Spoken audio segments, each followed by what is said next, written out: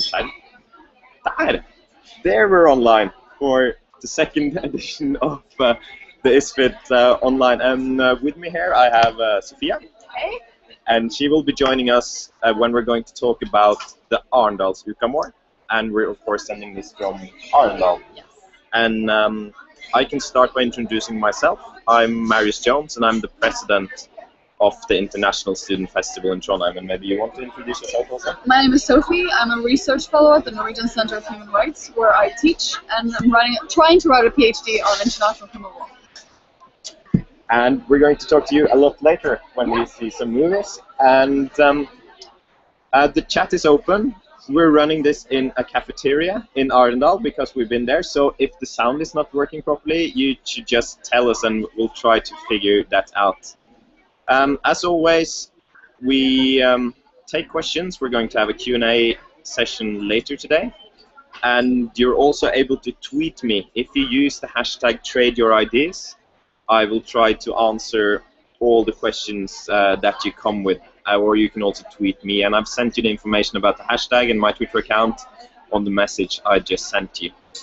So, for the program today on ISFit Online, I'm going to start with telling you about some of the things that we've been doing through the summer with the ISFit Ambassador program, as well as other stuff that we've been doing to meet engaged students. After that, we're going to talk a bit about the Arendals Uka, where we talk to some really interesting people about corruption and their view on how corruption and anti-corruption is a part of their work.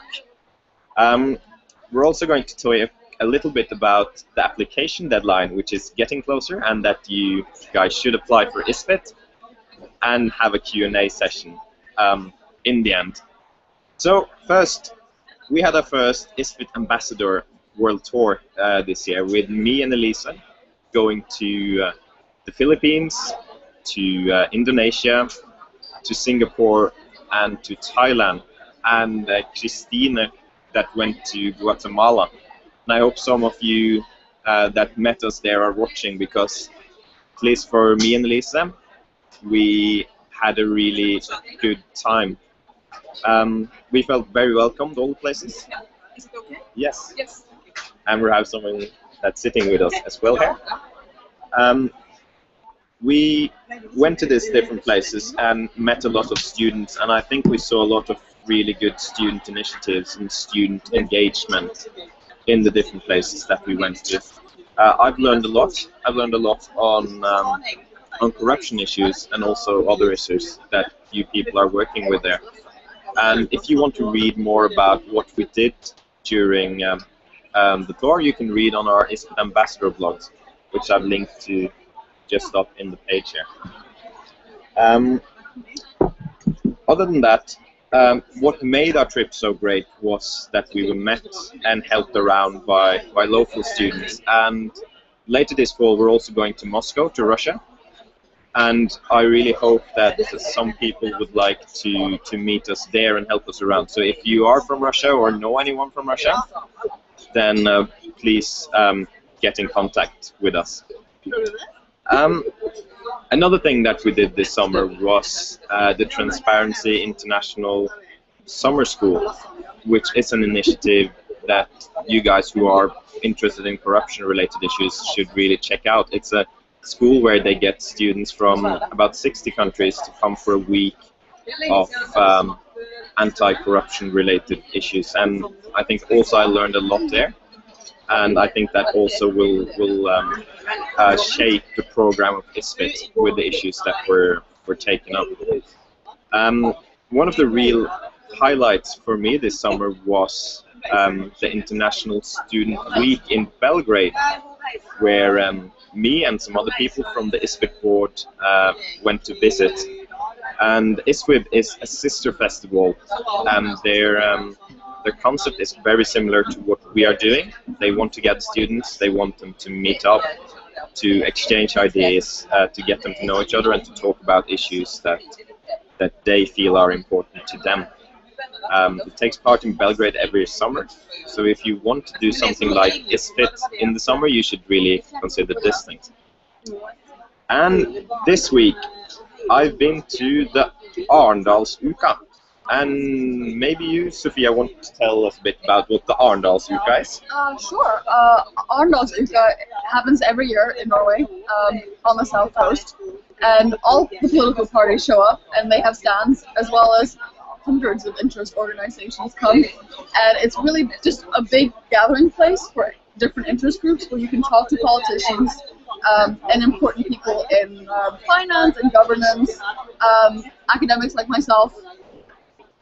Yeah, and so the last week we've been actually trading ideas with different politicians, with the private sector in Norway, with civil society, and it's been a lot of issues here, and a lot of interesting issues, I think. One of the issues that we not talked about very much was corruption. So we tried to do something about that, and one of the things that we did was that we talked to experts in different fields, politicians and leaders of organizations on how corruption is affecting their work. And two of the people that we talked about regarding the financial sector is Soni Kapoor, who is an expert in that field, and Siri Meling, who is in the financial committee on in Parliament, in the Norwegian Parliament.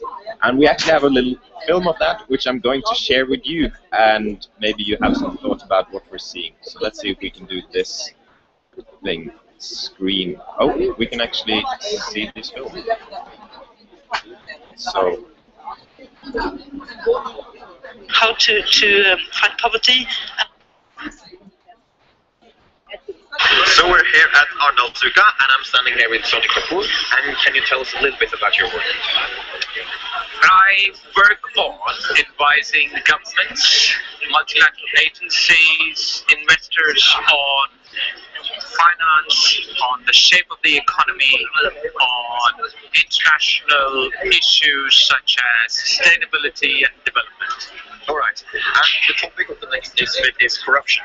And one thing we also want to focus on is tax havens and illicit capital flows, and the fact that the amount of money that is stolen from developing countries through illicit capital flows is 8 times greater than the amount of money that goes the other way in aid. So, do you want to comment on this, and how important you think the financial sector is in developing the world in general?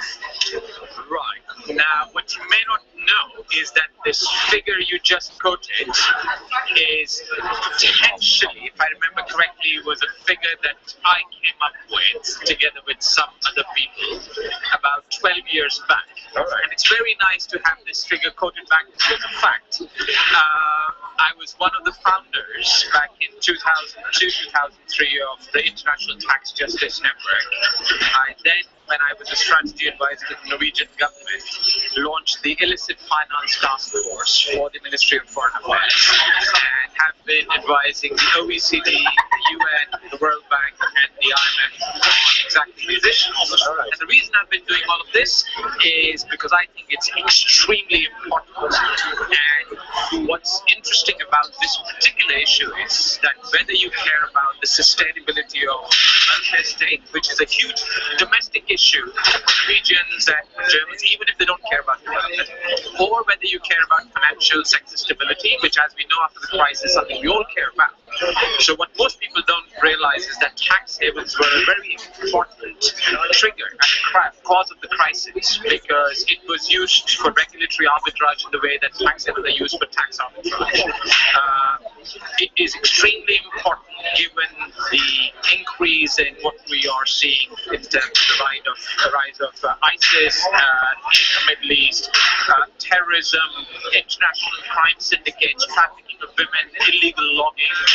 It is also absolutely critical in undermining development, as you yourself suggested, both directly through the flow of capital, the figure that you quoted at me, but indirectly through enabling corruption. I grew up in India, where Swiss bank accounts and politicians were taken for granted. So for all these reasons, a number of constituencies ought to be extremely, really serious about tackling tax havens. And it doesn't matter whether you care about development or not, you must care about at least one of the other issues. So I think it's one of the most important defining issues of this time.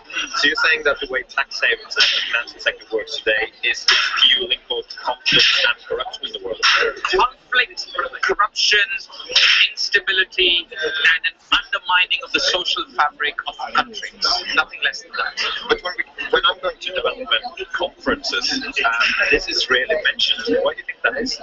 I think that the world lives in silos. The world of development, the world of environment, the ministries and NGOs working on these issues exist more or less in isolation from the world of central banks, from the world of financial regulators, from the world of the Norwegian sovereign fund, for example. And what we try and do at Redefine is we connect these worlds because there are far too many silos. And of course, this is the story of the five blind men and the elephant. And I think that's why you only hear a partial perspective. All right.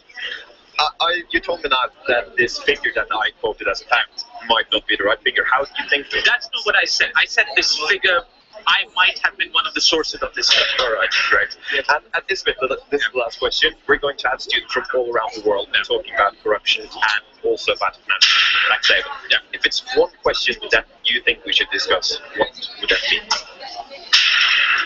I think that the multiple on the so a friend of mine, Vito Tanzi, who used to be the head of fiscal affairs at the IMF, called tax havens fiscal termites. Right. And I think that from the perspective of getting policy action on this issue, the discussion needs to be a little bit along the lines of what I mentioned, which is what are the multiple negative externalities that tax havens inflict on the world, of which capital flight in poor countries is only one. And I think it's only by taking that multidimensional approach can we attract a political constituency that is big enough and strong enough to actually take serious action and shut these bloody things down. All right. Thank you very much, and I very much hope to see you in Trondheim. I hope to be able to make it. All right. Björn Arnoldsuka, and I'm standing here with Siri Meling, and you are a member of the Financial Committee at the Norwegian Parliament. And can you tell us a bit about your job? Yes, I have a very interesting position in this Committee for Financial Issues, and our government, we are in minority, so we need to find a majority in the Parliament for our budgets. So every autumn and every springtime, it's exciting times when we need to talk to other parties in order to find a majority for our budget. So my main focus, I'm the spokesman for tax issues for the Conservative Party. So I'm mainly working with tax issues in addition to the general budget problems. All right, because tax issues is also interesting to us, as the theme for the International Student Festival 2015 is corruption. Yes. And we would also like to focus on financial institutions and tax havens, and on the huge amount of money which is stolen through illicit capital flows from the global south. And how do you think financial markets and these capital flows affects development in the world? I think it has a great impact, and I think that what we are doing in Norway, but also other countries, working with increased transparency about tax issues, because the world is smaller and smaller, more global trade, so we need to have a structure that doesn't allow companies to take values from, for instance, developing countries. So we need to have openness among those questions and put it high on the agenda all the time. All right, thank you, that's great. And in ISFit, we're gathering students from more than 110 countries for workshops and discussion. And if it's one particular thing that you think we should discuss as young people, what is it? Well, there are several important issues. I think how to fight the climate change is very important, but also how to fight poverty.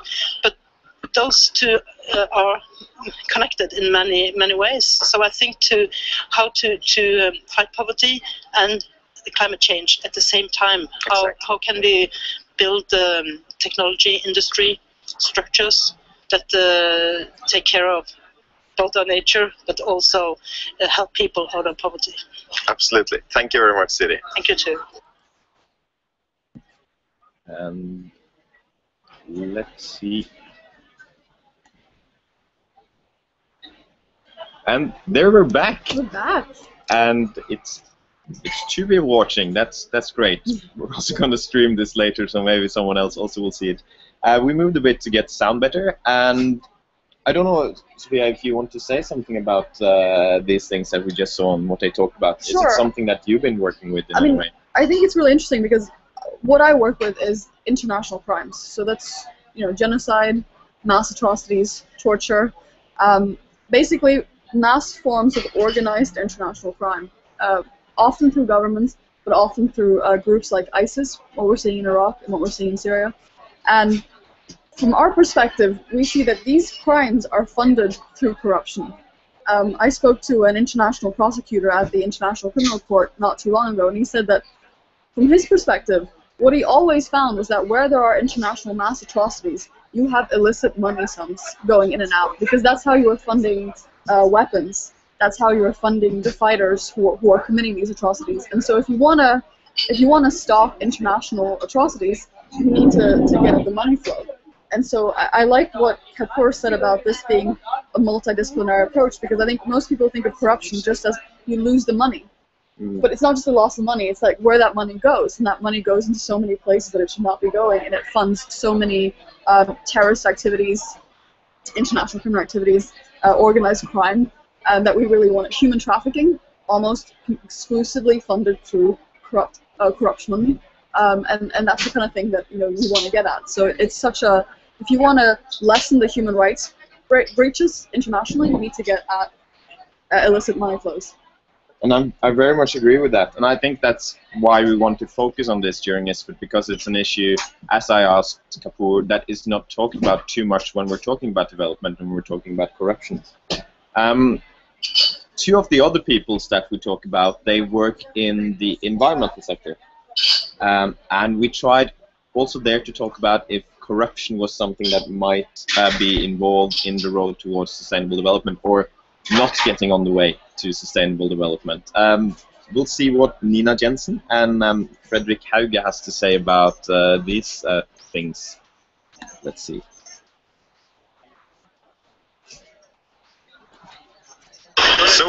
And that's not it.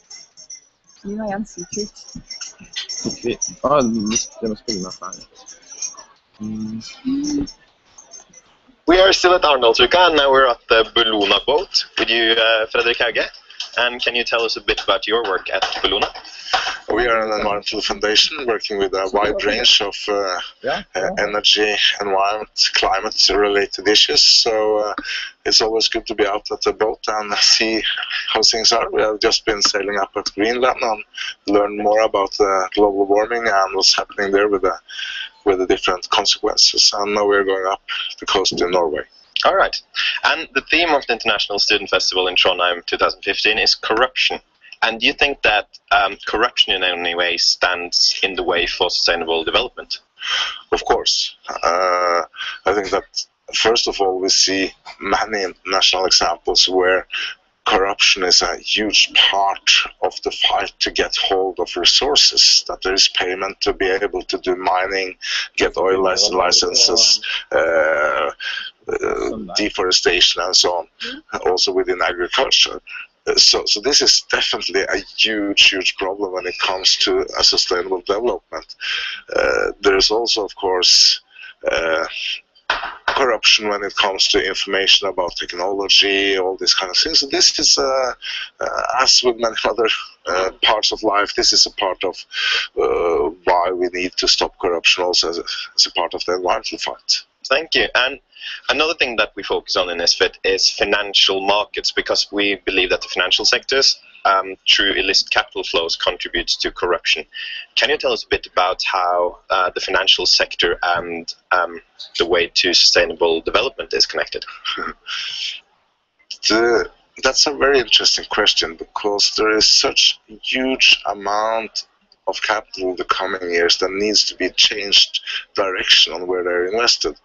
In my opinion, we have now very many of the technologies we need to come up with a solution. It's in a way large-scale deployment that will get the price down, but the financial market is not ready for this kind of investments, and the companies are not ready for the demands of the financial market.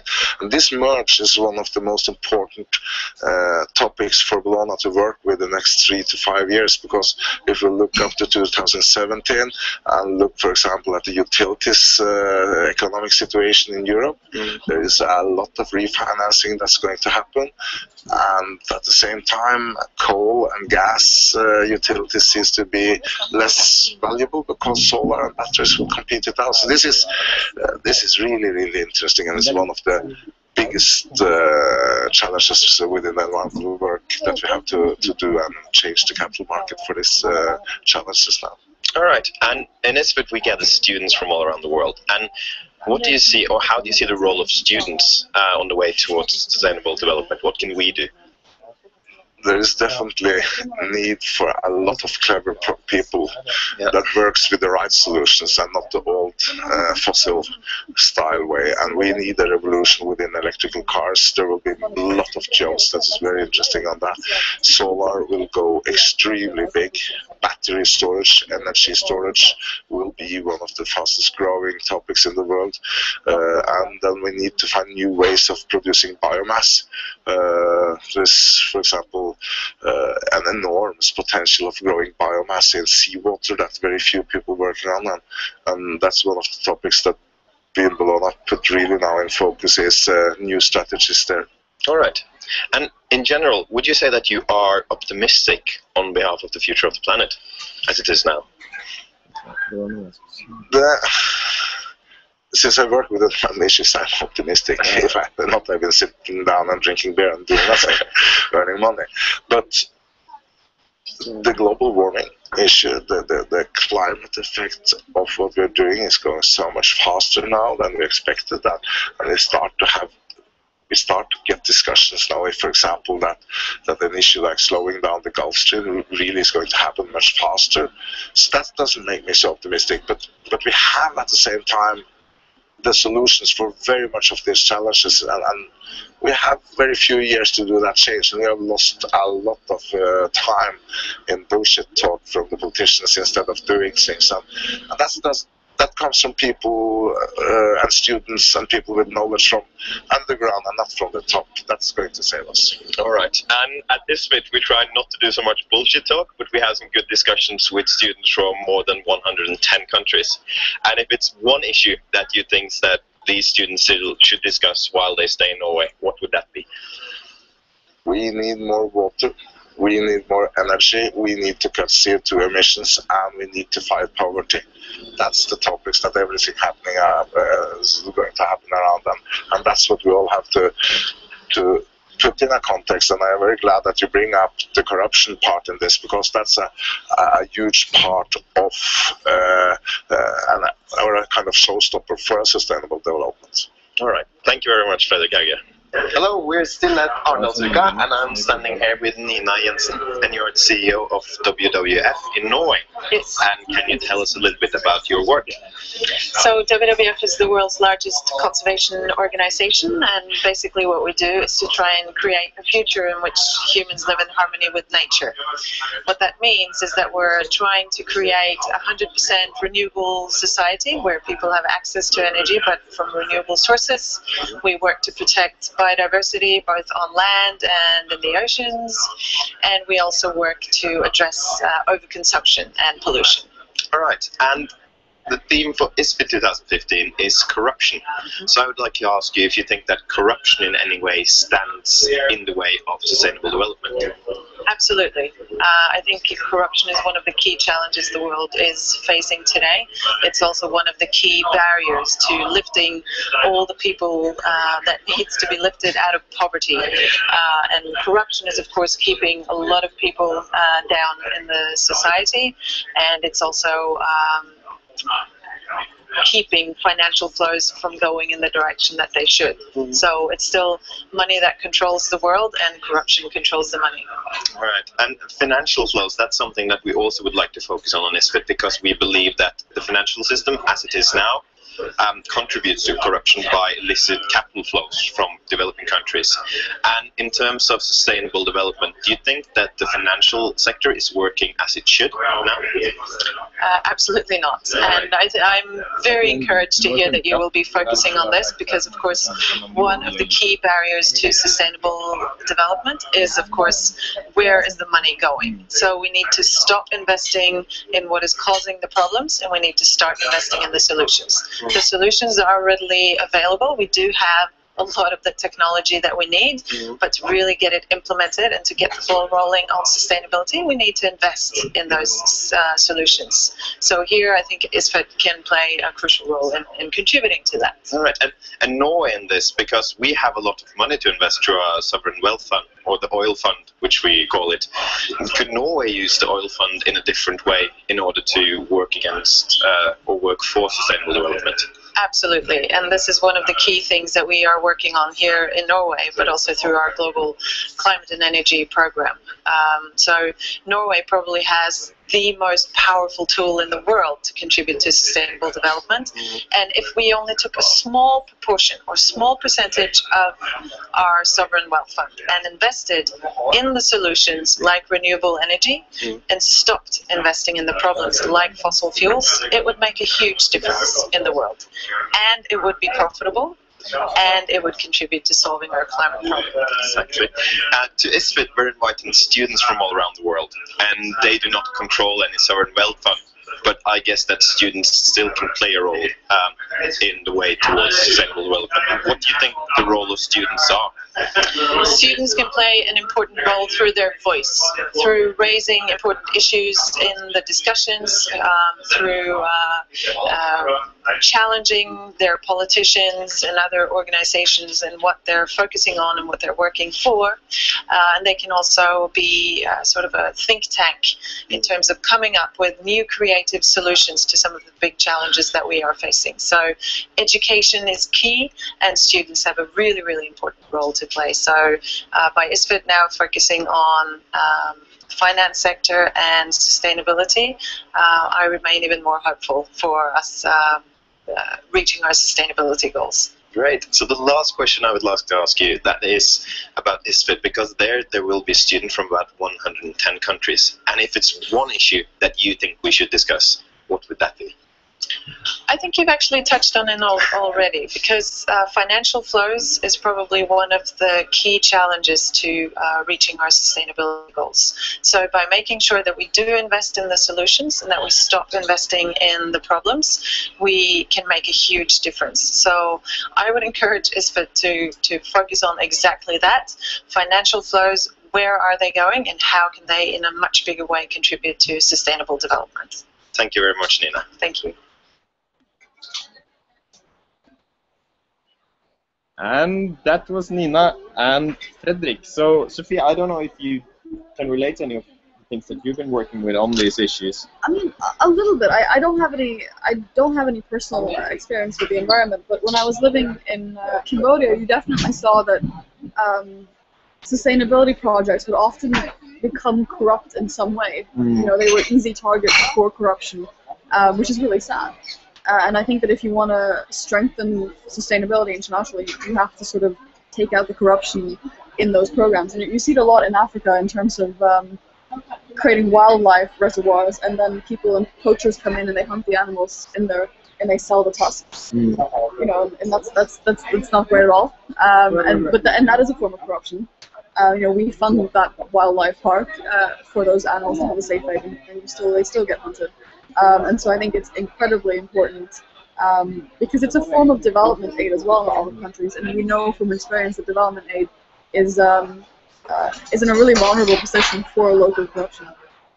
No, I agree with you. I think that's the thing that a lot of people say when we're talking about corruption related to other issues, is that corruption is a roadblock when you're trying to do good projects, and it makes bad things happening, like stealing animal tusks, and as well as organized crime and things. So even though corruption is not one of the main issues that people talk about here in Arendalsuka, I think it should be, obviously. It's a lot of the work that people are doing here that can be related to that issue, and that's one of the things I'm really looking forward to with ISFit, is to see all of you guys coming with so much different background and then talking about how you can relate corruption to that kind of issues. So that's interesting. I don't know if you have something concluding to say regarding like these videos we say. Or no, I think this is a really interesting project, partly because it's an educational tool for Norwegian students. Because I think a lot of Norwegians, you know, we are one of the least corrupt societies in the world. That doesn't mean we don't have forms of corruption in Norway. We absolutely do. But I don't think Norwegians fully appreciate the extent to which corruption is a problem internationally. I think what you're saying about it, and like these videos show, it's at the core of a lot of the big global challenges that, you know, the next generation of students will have to tackle when they're going into their careers, and hopefully making some positive changes and trading some ideas. And the next generation of students have just started at NTNU, and of course we are recruiting now. So if you found any of these things that we talked about interesting, or if you want to work with a festival that's getting the Dalai Lama to Trondheim, you should. That's really exciting. Yeah. You should definitely try to apply, or you should apply to ISFit before the 31st of August. As well as this, we're of course looking for applicants now, and we have already a lot of applicants, enough to fill ISFit up a few times, but we're looking for more people, and that's the 31st of September, which is the deadline. And if you have any questions for us regarding becoming a volunteer or a participant in this, you should definitely not hesitate to contact any of us. So that's it for now. We had some technical difficulties with putting this out, but I think a lot of you people who will be seeing is not seeing this live. But we will be back with more next week, and next Friday we're going to show a very interesting interview with Jan Egeland, who's head of the Norwegian Refugee Council. And one of the things he's going to talk about is how or what kind of role corruption plays in a conflict and post-conflict situation, which I think is a really interesting issue. So that's it from ISFit and from Arendal. Thank you so much for watching, the two of you, and see you next week. Bye.